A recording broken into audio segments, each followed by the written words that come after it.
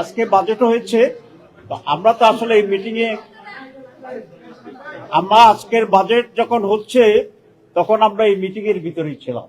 সুতরাং সরাসরি বাজেট শুনে একটা মাইন্ড তৈরি করা ডিফিকাল্ট। তবু আমাদের কেন্দ্রীয় অফিস থেকে একটা ড্রাফট পাঠিয়েছে আমার কাছে। আমরা দুটো কথা বলতে চাই বাজেটের ব্যাপারে।